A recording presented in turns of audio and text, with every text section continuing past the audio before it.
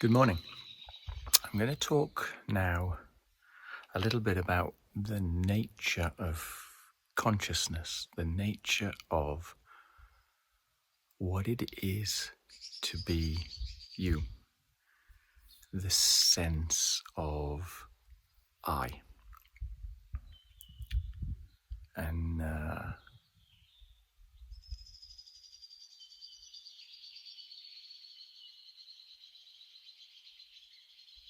I hope you can hear. So the reason why I came across this as a subject is because behind me there is an arch, and I don't know, it's sort of reminiscent of a skull. You can even see the teeth underneath it. And that was what made me think about the nature of consciousness, because it's quite clearly not a skull, right? Quite clearly not a skull, it's rock. And yet, the pattern recognition mechanisms in my mind go association. Before me even becoming aware of it, right? It just happened. It just happened. So what is consciousness? And I think that's quite useful as an analogy. It's identifications, labels, perceptions which come up to our awareness. Be they right or wrong, but they come up to awareness. And we think of that as being us. But people say it's like the tiny proportion of what's going on in our mind. And I'm inclined to believe that, but I'm not a neuroscientist, so I can't tell you that for truth. But clearly there is an awful lot of stuff going on operating the machinery of our body, which is completely outside of our thought process. There's clearly this memory pattern recognition going on. So I think that's a skull. Where did that come from? I didn't choose to think that. There are all these rules and policies and procedures running around in the background. There are all these fixed ideas about how the world operates, how I operate, where my place in the world is.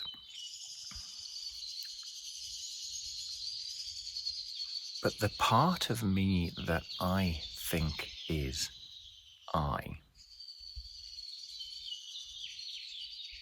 my identity, my personality, the thoughts that come up,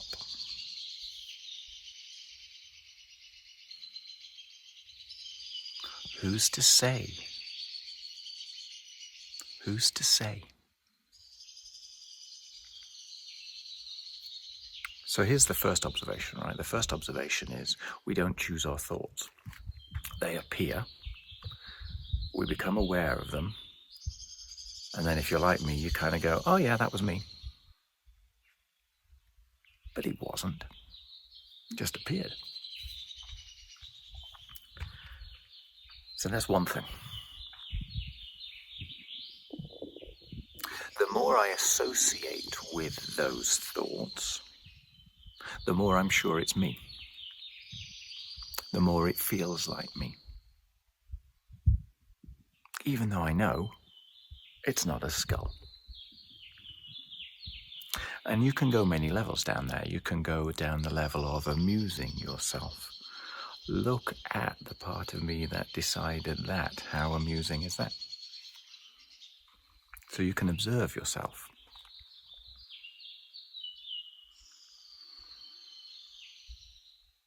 But when you do that, you're observing the observer. So is that consciousness as well? And I think it is.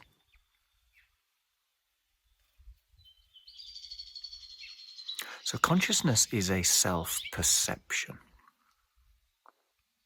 in my humble opinion. It's an awareness of your awareness. It's a noticing what you're noticing.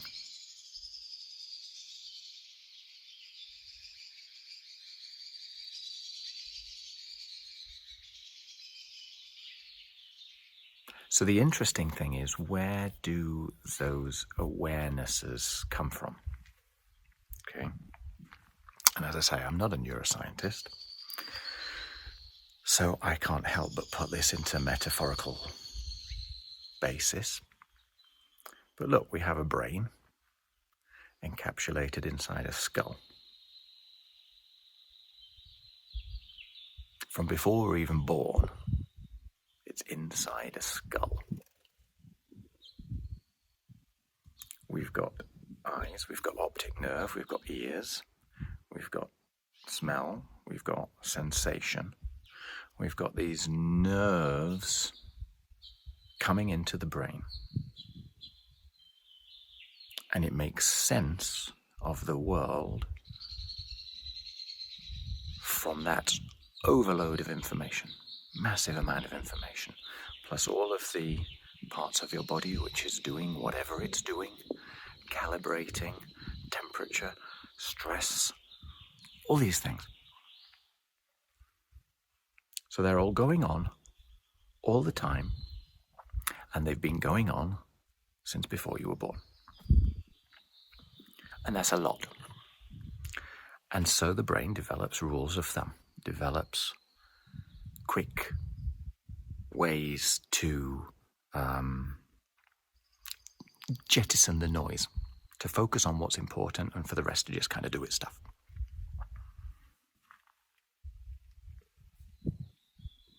But where do those rules of thumb come from? Right?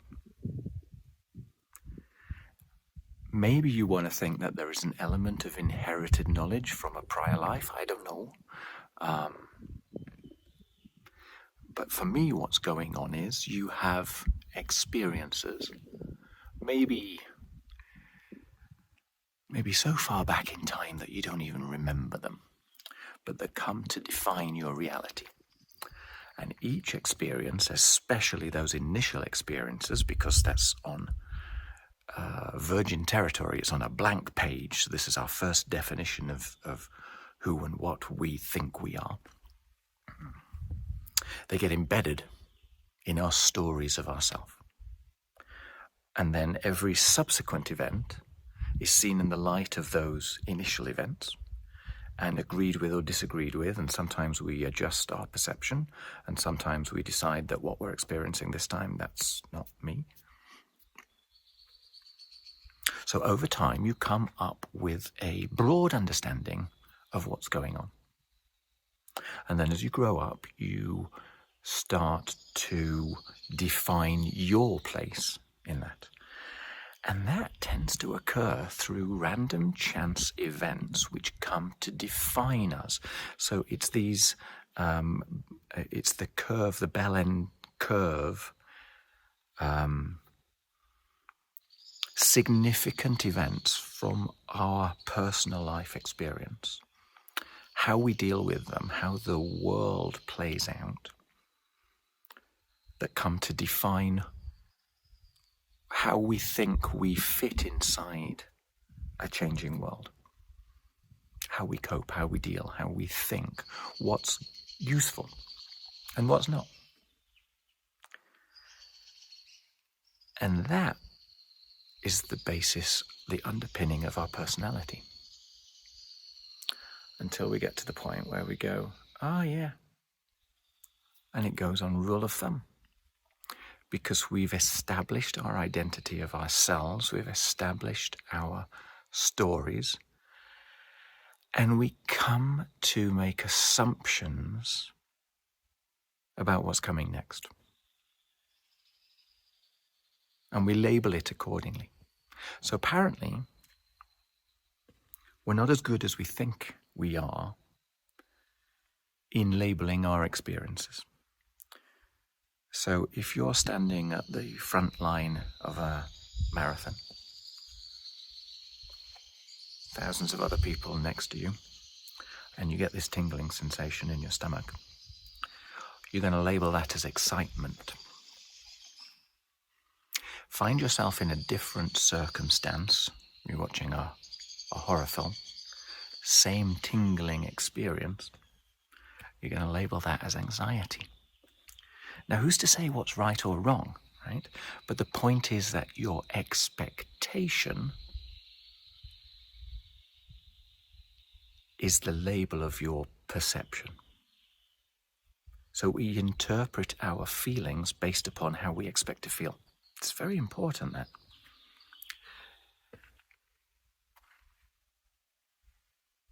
It's as if the feelings themselves are neutral. The thoughts themselves are neutral.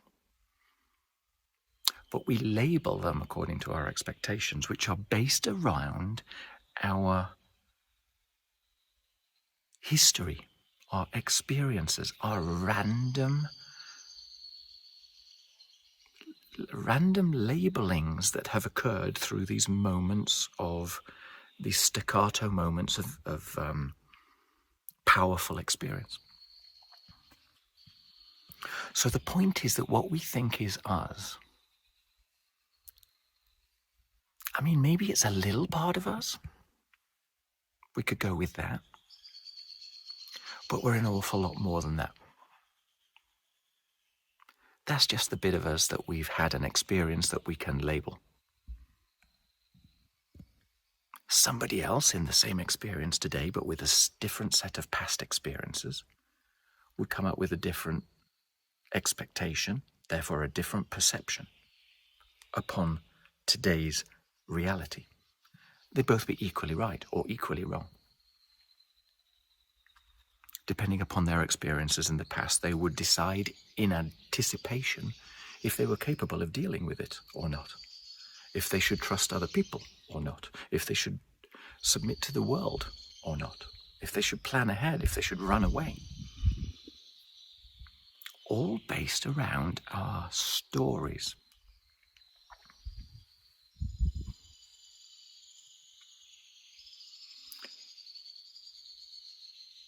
So what we think is consciousness, what we think is me, is nowhere near as solid as we assume it to be. And what happens is when we find ourselves triggered, when we find ourselves in a stressful situation, we are much more likely to revert to type. We're much more likely to revert to that kind of core because it feels familiar, because it's habituated. But it ain't necessarily so.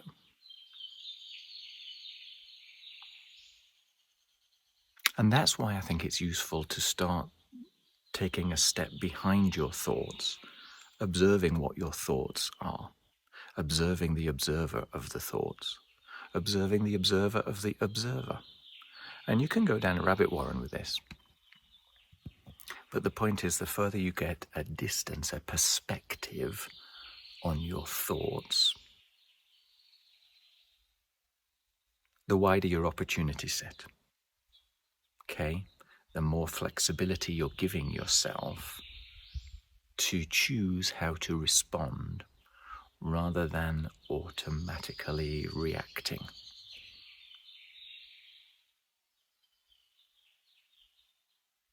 So I hope that's thought-provoking. It's just my perspective, okay? These are things that are very personal.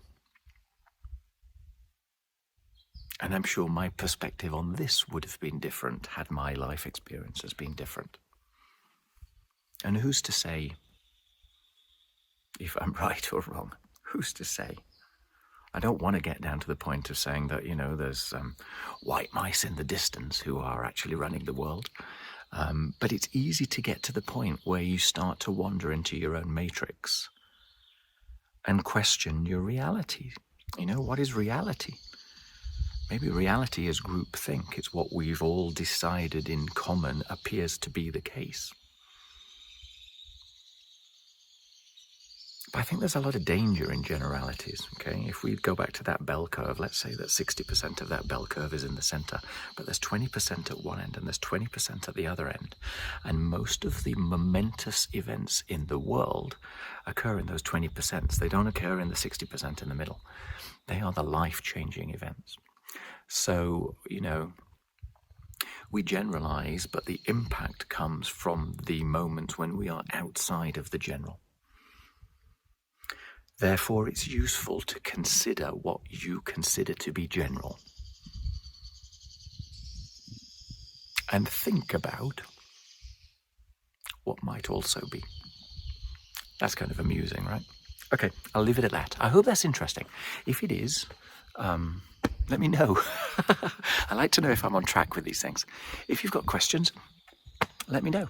If you just want to perplexingly consider the skull and the habits and the labeling that go with that, well, then that's kind of interesting too. All right, take care. Bye-bye.